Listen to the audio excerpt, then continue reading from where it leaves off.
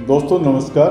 आज आपके सामने मैं बड़ौदा उपचुनाव पर कुछ विचार रखना चाहता हूं। बड़ौदा उपचुनाव पर सभी मतदाताओं के साथ साथ हर वर्ग की नज़र लगी हुई है, क्योंकि बड़ौदा उपचुनाव यह चुनाव एक विधानसभा का चुनाव न होकर पूरी पार्टियों की प्रतिष्ठा दांव पर है, क्योंकि यही चुनाव आने वाले राजनीतिक भविष्य तय करेगा किस नेता का प्रदेश में गिराव है और किसका नहीं।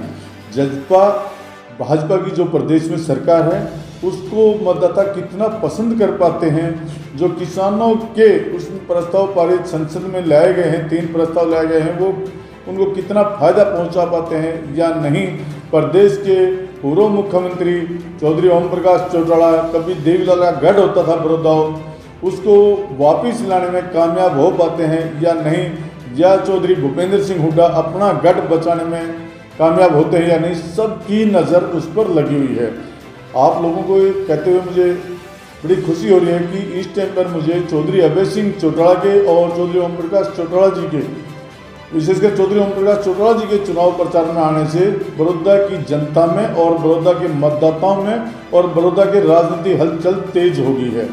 और कांग्रेस जो विभिन्न गुटों में बटी हुई दिखाई दे रही थी, लेकिन बड़ौदा उपचुनाव में सभी कांग्रेस कार्यकर्ता बड़ौदा में इकट्ठे दिखाई देने लगे हैं और एक मंच पर आकर अलग अलग गुटों में जाकर कांग्रेस प्रत्याशी इंदुराज के पक्ष में चुनाव प्रचार करने में जुटे हुए हैं।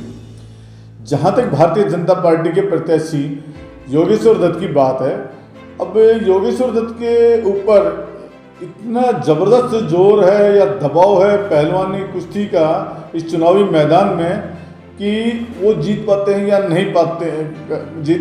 नहीं। उनके पक्ष में दर्जनों पहलवान प्रदेश स्तर के, राष्ट्रीय स्तर के चुनाव प्रचार में आ रहे हैं। और ओम प्रकाश धनखड़ जो भारतीय जनता पार्टी के प्रदेश अध्यक्ष बने हैं, वो अपने दल बल के सहित चुनाव मैदान में उतरे हुए हैं। अब ओम प्रकाश धनखड़ जी प्रदेश अध्यक्ष बनने के बाद पहला उपचुनाव है उनके नेतृत्व में। अब वो कितनी बीजेपी को वोट दिला पाते हैं, ये भी एक सवालिया उठा हुआ है कि ओम प्रकाश धनखड़ जी भाजपा के पक्ष में कितना मतदान करा पाते हैं।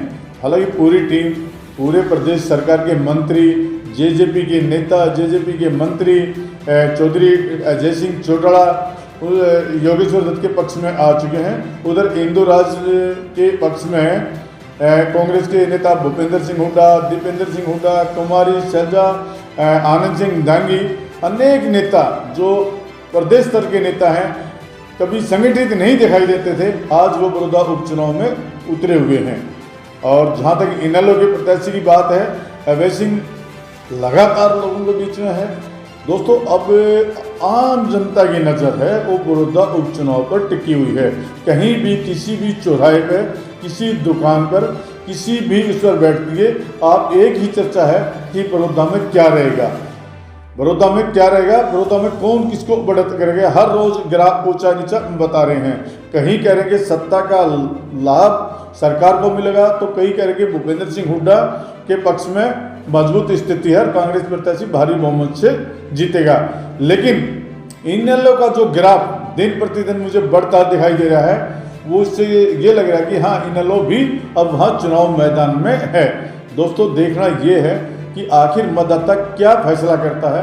फिलहाल प्रदेश के सभी नेताओं की, सभी व्यापारियों की, आम वर्ग की नज़र बड़ौदा उपचुनाव पर है। धन्यवाद।